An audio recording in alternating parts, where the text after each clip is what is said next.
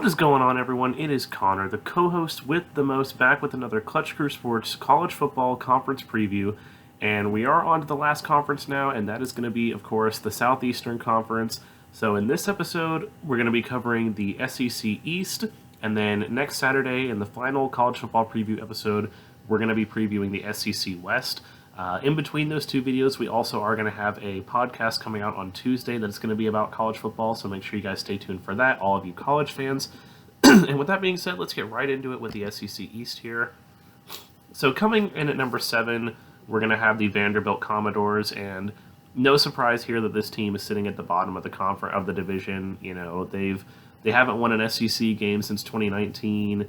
They finished last in the division last year. They were 0-8 in the conference, 2-10 overall, and their only wins coming against some pretty lower ranked teams. I think it was like Colorado State and UConn were like their only wins last year, and you know, those are two of the weaker teams in college football. So definitely not a good year last year for Vanderbilt. Looking at their schedule here, they do have one rough non-conference game. They have to play Wake Forest in week 3. That'll probably be a loss. But if I'm looking at this list and I'm looking at, what's their most likely week where they can finally kind of get another SEC win, like I said, it's been since 2019 that they've had an SEC win. Sorry, my nose is running. But in my mind, it's going to be the game at Missouri. Missouri is another team that's kind of in a similar situation to them. Well, not entirely similar, but like both programs are at the bottom of the SEC right now. And I know it's a road game, but they might have a chance in that game at home against South Carolina, but their other home games are against Ole Miss, Florida, and Tennessee, games that I don't see them winning at all. So definitely that game against Missouri, in my mind, is going to be their best chance to get an SEC win. They do rank 2nd out of 7 on the experience rank list. I do this for all the videos. Zach was doing it before. I do it for all the videos too, looking at the experience rank, which kind of takes into account several things like program stability, how many players do you have coming back, stuff like that. But their program status is just trying to win an SEC game after the first time in 2 seasons. It's been, like I said, since 2019 when they had a win over Missouri. So oddly enough, it'd be funny if Missouri was the one that they beat, since Missouri was the last time they beat an SEC team. So definitely wanting to get over the hump there. Their key player is going to be quarterback Mike Wright. They do have a bit of a quarterback battle going on. They have a few quarterbacks on the roster that could take the job, but Mike Wright seems to be the front runner, and it's going to be up to him to win that quarterback job and just kind of lead this team. You look for any sort of spark at all when you're a team that's in a situation like Vanderbilt, and Mike Wright needs to be that spark for this team in this season going forward. So at number 6, we're going to have the Missouri Tigers, and they were 5th in the division last year, 3-5 in the conference, 6-7 overall. Like I mentioned, they're kind of in a similar spot with Vanderbilt here at the bottom of the division. They're in a kind of a rebuilding mode. Looking at their schedule here, if I had to pick a key, they do have some fairly favorable non-conference games. They get to play La Tech and Abilene Christian and New Mexico State. That one at Kansas State is going to be a tough game, but it's possible they could win all of their non-conference games besides that one. But if I had to pick a key conference game for them, it's going to be the home game against Arkansas. Not that I necessarily think that they have a strong chance to win that game, because Arkansas is going to be one of the better teams in college football this year, but just, it's a rivalry game. You always want to win those rivalry games. Missouri and Arkansas, their rivalry goes way back. Unfortunately for Missouri, Arkansas kind of owned them last season. So Missouri's definitely wanting to get revenge for that one. And just looking at the rest of their schedule, they have a game at South Carolina that they could possibly pull off an SEC win there, a game at Auburn that they could possibly pull a win there, but the rest of their games are not looking too favorable for them. Of course, since they're in the East, they have to play Georgia, they have to play Kentucky, they have to play Tennessee, They have to play all these better SEC teams that, they might not necessarily have a chance of beating at all. They're going to rank 5th out of 7 in the experience rank. Their program status is going to be, to start trying to compete with the better SEC teams and keep up the bowl streak. They have made a bowl game every year for the past few seasons, so even though they're kind of in a slump right now and they're kind of trying to get some pieces back together and a little bit of a rebuild, it's going to be important for them to, just try and get back to 500, get back to respectability, try and make it to a bowl game. That's that's how you can find a program that, like, okay, this program at least has a chance to maybe do something in the future. Because if you're finishing like where Vanderbilt finishes, then no one's going to have any faith in you at all. So it's going to be important for Missouri to do that. Their key player is going to be wide receiver Mookie Cooper. He's a transfer from Ohio State, and he came over in 2021. He missed most of last season with an injury, so he's going to be fully healthy this year, and he's going to be the top wide receiver in this group. He's going to be the top wide receiver for a new quarterback, Brady Cook. So, definitely going to be important for Missouri to be able to get their offense going and, get some strong pieces going there. At number 5, we're going to have the South Carolina Gamecocks. They finished 4th in division last year, 3-5 in the division in the conference, 7-6 overall. This is a team that they've kind of been up and down as well over the past few seasons. They've started to kind of slightly improve. They unfortunately had a really bad season a couple seasons ago. They did lose to my Appalachian State Mountaineers. I went and saw that game. That was great. App State finally got a win against an SEC team. But looking at their non-conference schedule is, aside from the game against Clemson that they play every year, a very favorable non-conference schedule. Georgia State, I think, might actually give them a little bit of a challenge, but Charlotte and South Carolina State, of course, are probably going to be easy wins. But the key game I have for them is going to be at Florida on November 12th, just because, I'm expecting them to beat Vanderbilt. I'm expecting them to beat Missouri. So, and the problem for them is that a lot of their other SEC games are, they draw Texas A&M and Arkansas out of the West, which is a bit of a tough draw there. So I don't see them winning either of those games. So I think the game against Florida is really going to be a key game for them. Florida's coming off a really disappointing season, and, there's a lot of people that are anticipating that they're going to be better and get back to where they were, kind of before last season. But, I'm not so sure about Florida this year. Who knows what's going to happen with them. I don't know what's going to happen with them. So I think South Carolina can take advantage, even though it's going to be on the road in the swamp. I think they have a chance to go in there and beat Florida. They're going to be 3rd out of 7 in the experience rank. Their program says it's going to be staying on the rise after bad 2019 and 2020 seasons. They had an okay season last year. They made it to a bowl game, so trying to, keep improving. Their key players, of course, going to be the Oklahoma transfer quarterback Spencer Rattler. A lot of people going into last season thought that Spencer Rattler was going to be a consensus number 1 pick, that, he was going to be a Heisman favorite, that he was going to take Oklahoma to the college football playoff and potentially win the college football playoff for them. And lo and behold, he got replaced halfway through the season for Caleb Williams. So things definitely did not work out for Spencer Rattler, but he's getting a fresh start here in South Carolina. Try and rebuild that credibility that he once had, that, he could be a top draft prospect. Who knows? We'll see. We'll see if he can do it. I'm not sure if he can do it, but, sometimes all some of these players need is a fresh start. Just look at Joe Burrow. He spent, all those seasons in Ohio State, and then when he transferred to LSU, he became, the superstar that we all know he is. So maybe this is exactly what Spencer Rattler needs. It's not like he's going to a worse program in terms of talent-wise, but, he's going to a better conference in terms of competition. So if he can put up some good numbers and win some games against these tough SEC teams, that'll go a long way to rebuilding the credibility that Spencer Rattler once had. So at number 4, we're going to have the Florida Gators. And like I mentioned earlier in the video, a very disappointing season for Florida last year. They were 2-6 in the conference, 6-7 overall. They were the second worst team in the SEC, only ahead of Vanderbilt. All the teams in the West finished above them in terms of overall conference standings. So definitely a really bad year for Florida. This is one of those teams that, they're usually the one that's up at the top of this division fighting with Georgia for the crown in the SEC East. When you think of the SEC East, you think of, Georgia, Florida, and then, maybe occasionally Kentucky or Tennessee sneaks in there. But you think of it being a Georgia-Florida show. And Florida right now is, they were in shambles last year. They had a lot of quarterback controversy last year. Their starting quarterback from last year, Emory Jones, he transferred, so they're not going to have that situation happening anymore. Richardson is the starter this year, so we're going to see what happens with that. But my key game for them is going to be the game in Week 2 against Kentucky. And unfortunately for Florida, they do draw Utah as their first game of the season. It is going to be a home game, but, Utah is one of the top teams in college football right now. They're the best team in the Pac-12, in my opinion. and I see that as being a loss for them. But at least for them, if they lose that, it's a non-conference game.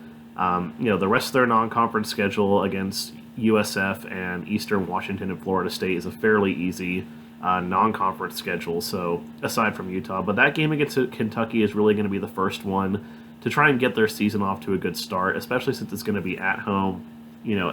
Kentucky is one of the top teams in the SEC East, so if they can get a win at home against Kentucky, it'll go a long way to make people believing, okay, like Florida is back. Florida, they're going to be a contender this year, and they can really compete for the division crown. Because if they lose in embarrassing fashion to Kentucky, then I don't see any way that they're going to be able to compete with anybody else in this, like any of the top upper teams in this division.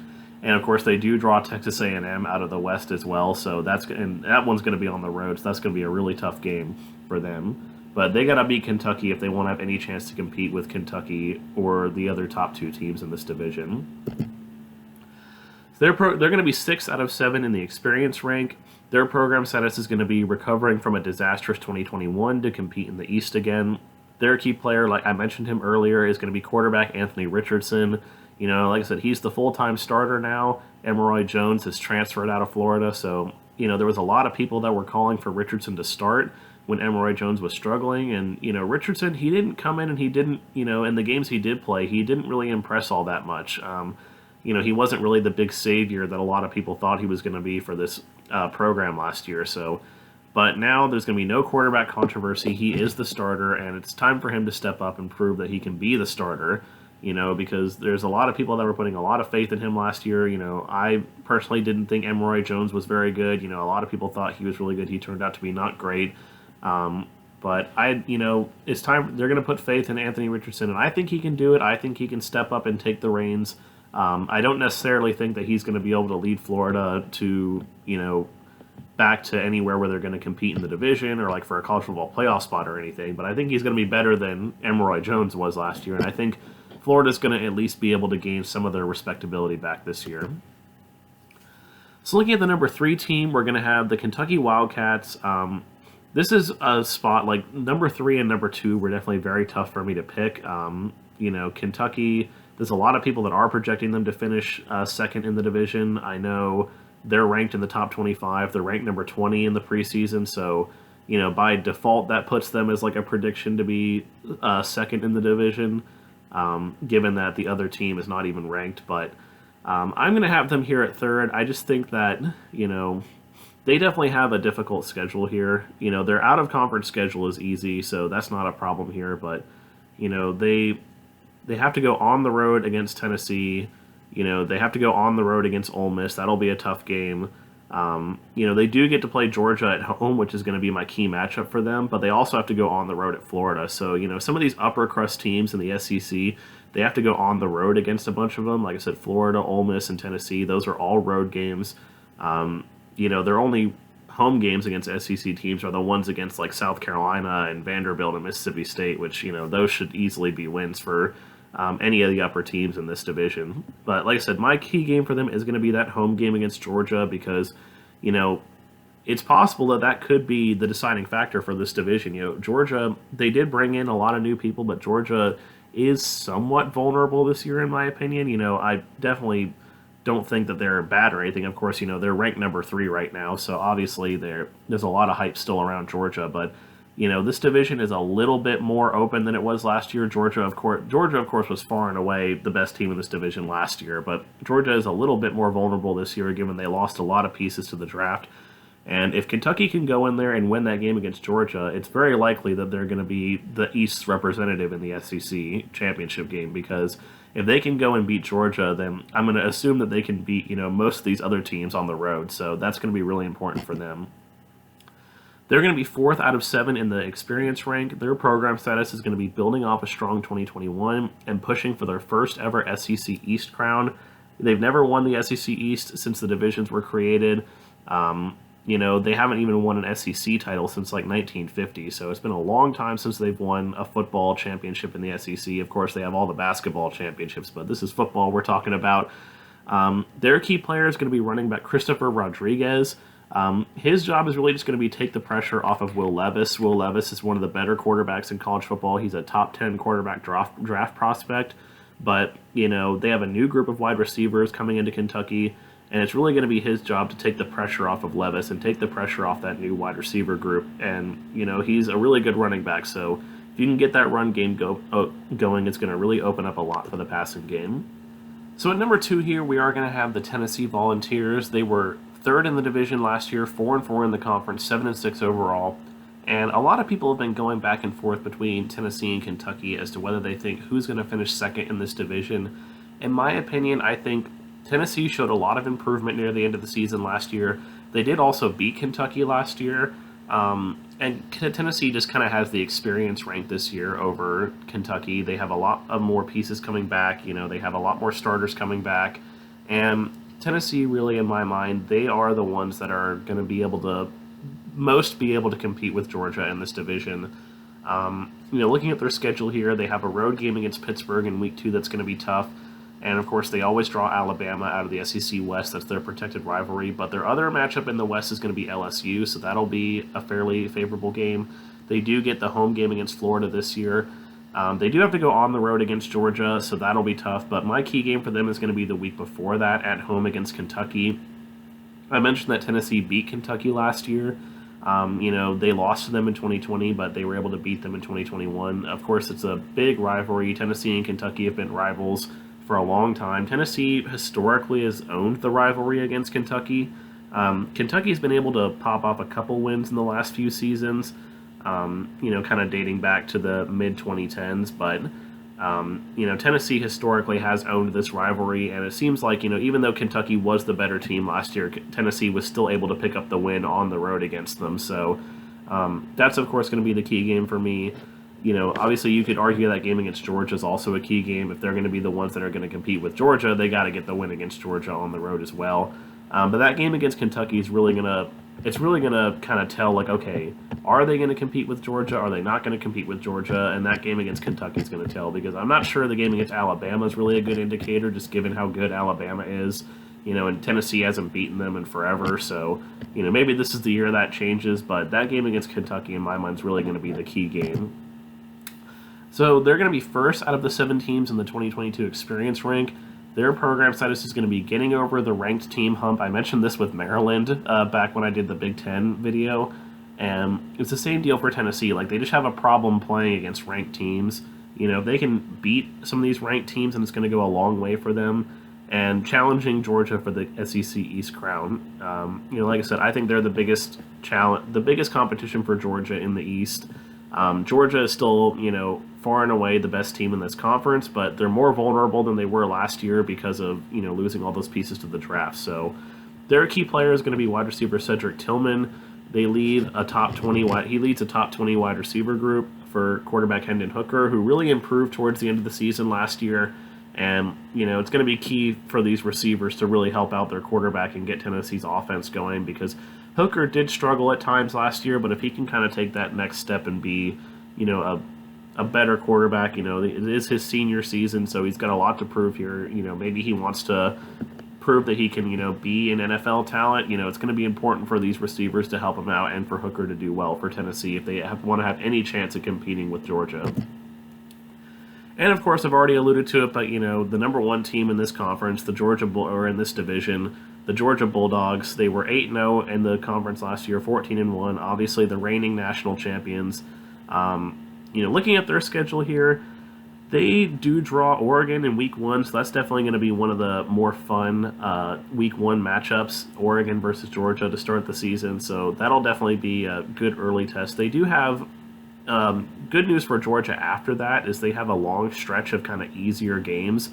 They start their SEC schedule against South Carolina, and then they get games against Missouri, Auburn, and Vanderbilt, all, some of the more bottom feeders in the SEC this year. So, if they were to lose that game against Oregon, at least they have a good stretch there, of conference games and non-conference games where they should win all of them. Their season definitely really starts with that game on October 29th against Florida. But the key game for me for them is going to be the game right after that against Tennessee. I mentioned that, this could be a key game for Tennessee as well. But, Georgia, they really need to win this game against Tennessee, because if they end up losing to Tennessee, and then they go on the road against Kentucky needing to win that game, that's going to be really tough for them. So they really need to win that game at home against Tennessee. They've historically, really owned Tennessee over the last few seasons, so they definitely need to get a win there. They also have the benefit if they don't have to play Alabama this year. That's pretty big for Georgia that they get to avoid playing Alabama this season. They don't have to worry about that, so it's going to be interesting to see. Last year, Alabama really throttled them in the SEC title game, but then Georgia came back and beat them in the national title game. So, if we're going to get another Georgia versus Alabama matchup, it's going to have to wait for the SEC title game as they don't have to play them this year. But they are going to be 7th out of 7 in the experience rank. This is why I was mentioning that they could be a little bit more vulnerable this year. Like I said, they're still ranked number 3 right now in the AP poll, so of course they're still a top team. And they brought in a lot of talent. They had a lot of depth from last year. Their program status is going to be the first national title that they won. They've won their first national title since 1980. Their defense is a bit depleted this year. They only have 3 returning starters on defense, but they do have a lot of depth pieces from last year that played a lot in games, that were still very, very good. So a lot of people still see this defense as one of the better defenses in the SEC and in college football. Just because, even though they lost guys like Devontae Wyatt and Jordan Davis, and, guys like that, it's just they were able to, they have a lot of depth on this team that didn't go to the NFL draft that's going to be stepping up into those roles now. My key play for them is going to be quarterback Stetson Bennett. He returns for his senior season. There is no more quarterback controversy in Georgia. There was for a couple seasons, but he is the guy. Of course, he led them to the national title game, but it's going to be important for him to really step up this season because he didn't really have to do a lot last season, given that this defense was just so dominant. It was one of the most dominant defenses we've seen in college football for quite some time. But it's going to be more on his shoulders now because if this defense doesn't come together and doesn't mesh right away, then Bennett's going to have to step up and lead the offense to, so that they can win some of these games. Like I said, they do have an easier schedule to start with. Their only tough game being that Oregon game until the game in much later in the season against Florida. So he's going to have time. There's going to be no excuses by the time we get around to those games against Florida, Tennessee, and Kentucky. Like, oh, well, it's the beginning of the season. He's not really into it yet. Like, there's going to be none of those excuses. He's going to have to step up and take the reins of this offense and cut down on the mistakes and, really take charge. Because, like I said, if this defense for some reason doesn't mesh and doesn't work well, then Bennett's going to have to be the one that's going to have to lead them to the college football playoff. But, I still think that Georgia is far and away the best team in this division. Like I said, Tennessee and Kentucky, I think, have a shot to challenge them, but I would be surprised if Georgia doesn't walk away with another SEC East crown and heading to another SEC championship game. So thank you guys so much for watching. Make sure you let me know down in the comments below if you agree with my picks, disagree with my picks. Like I said, this is the second to last college football preview video that we have. It'll be coming out on Saturday. The SEC West will be coming out next Saturday, and then after that, college football season will have started. So hopefully Zach and I can look back on these picks and like what we picked and, not feel stupid when we look back at it. But like I said, thank you guys so much for watching. Make sure you hit the like button, subscribe if you enjoy the content, leave a comment. It really helps us out. And until then, I will see you guys next time.